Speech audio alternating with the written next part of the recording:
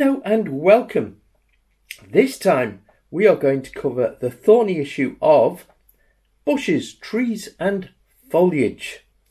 But first, cue the titles.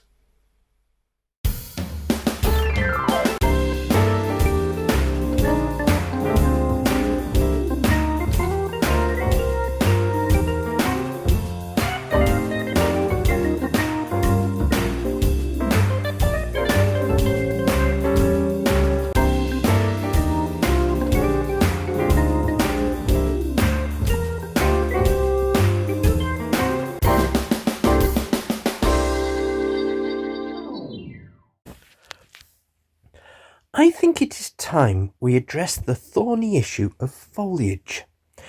You see, some of us love a nice bush, whereas in the modern era in particular, it is popular to have things open and do away with traditional hedgerows altogether. Only in recent years has this mistake been realised that doing away with hedgerows harms the natural environment, and government actively encourage growth once again.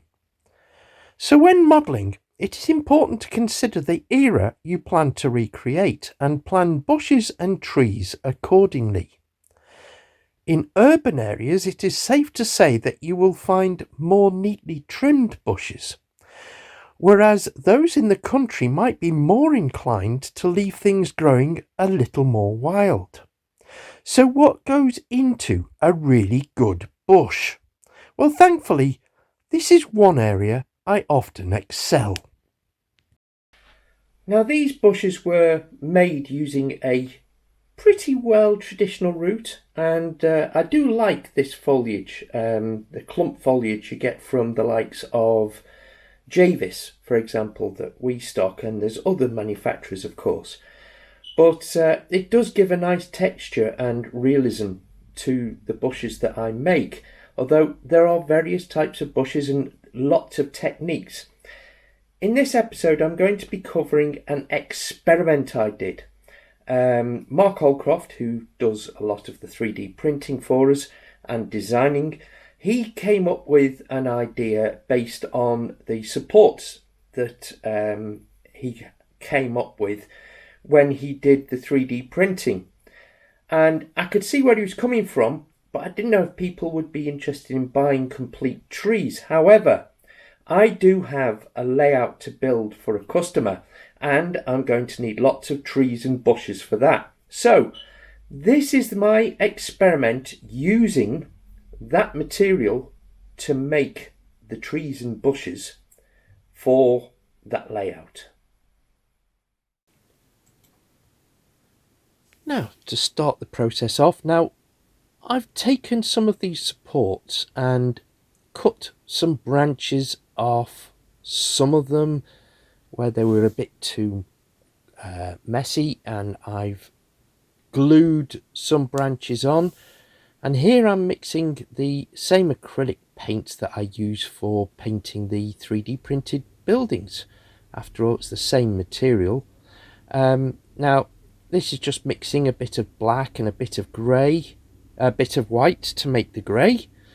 And that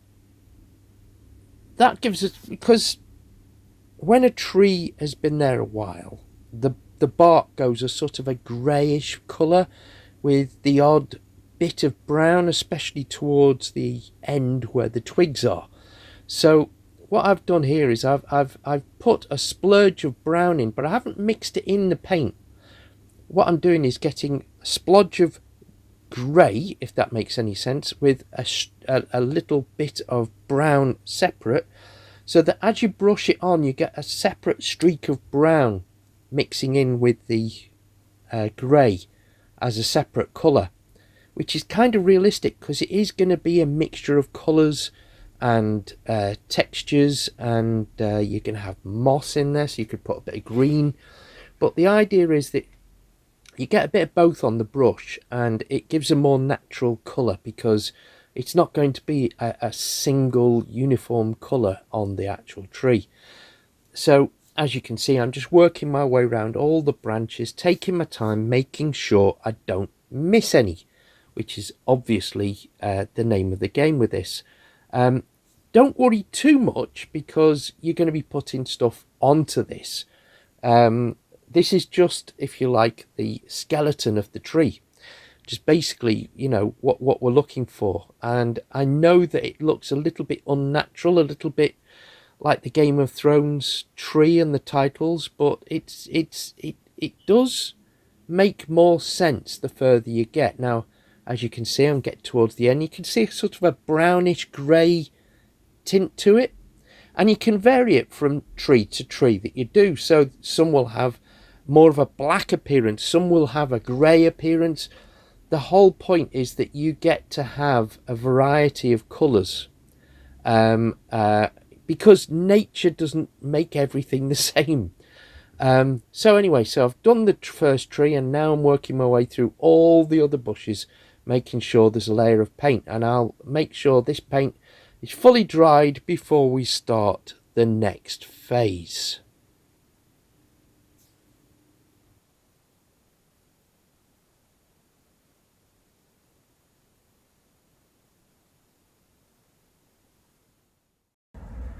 Today's reader's question comes from Ivor Query, and he says, why is it I've looked high and low and I can't find realistic boobies for my model railway?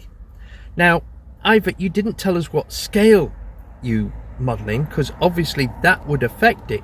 You know, if your scale is N gauge, I think you'll struggle to find anyone that would do a scale model booby for you that looks anything like a real booby.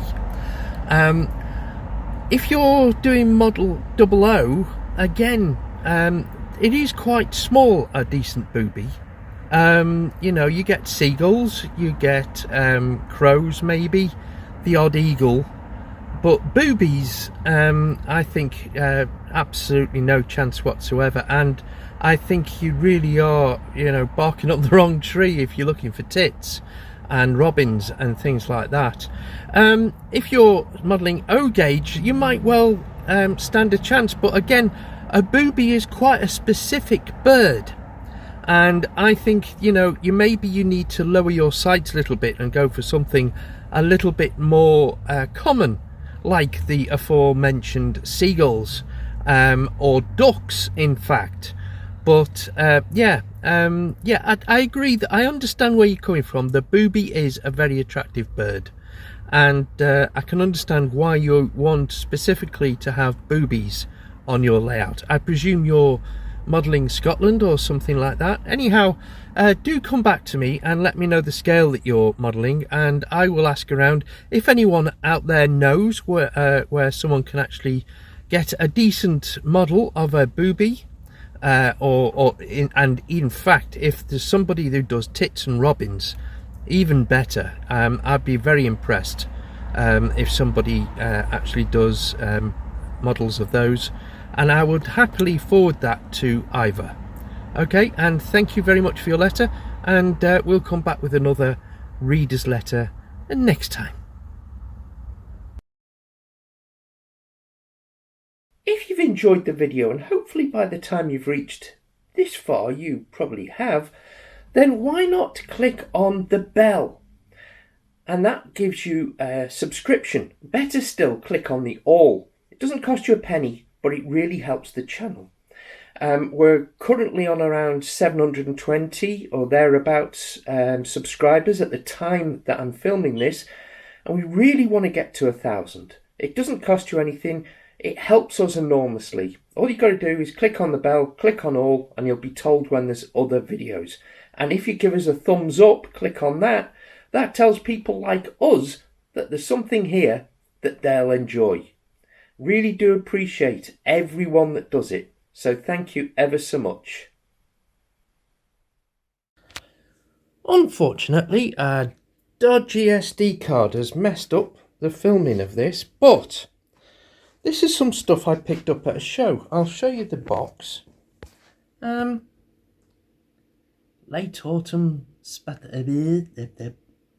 don't ask me where that comes from, but gives you an autumn look. all I did was stick this on in clumps using nothing more exotic than Evo. I used Evo rather than a spray glue because you have a little bit more fine control over where the glue goes. And there you go. That gives you an autumn look. Now here we go to the kind of foliage that you get from Javis or many other suppliers, and again I've just glued clumps on using Evo, and they come out like that. Looks quite good to me. Let's try and get it focused. There you go.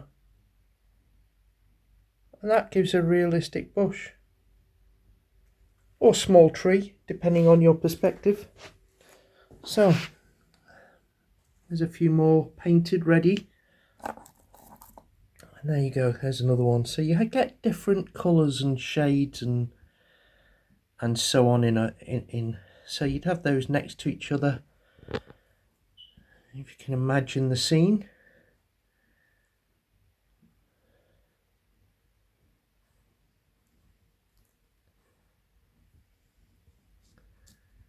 And some little ones there.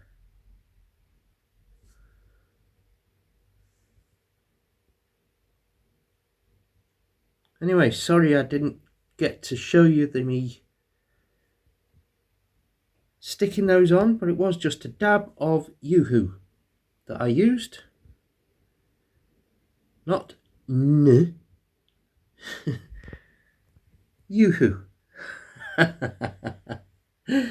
Anyhow,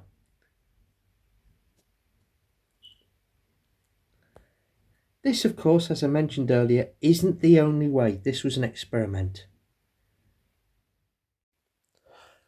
Well, today I am experimenting a bit. Some of you will remember that I also make trees and bushes using a 3D printer pen.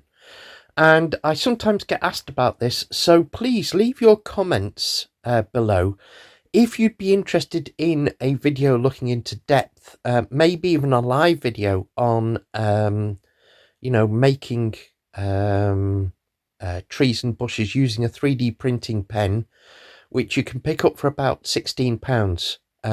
It is actually quite easy once you get into it, and if there's interest out there, I will do a video on it. But the method I'm using today is definitely something that I'm experimenting a little bit.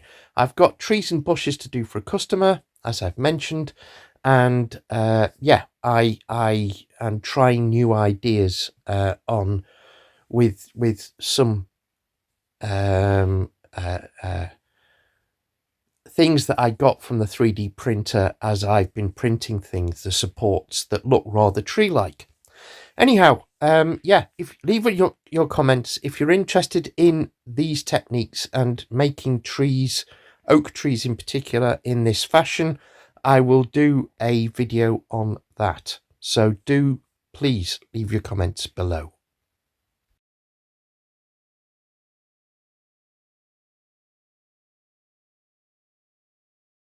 Well, thank you for watching. Hope you've enjoyed my delve and deep dive into bushes.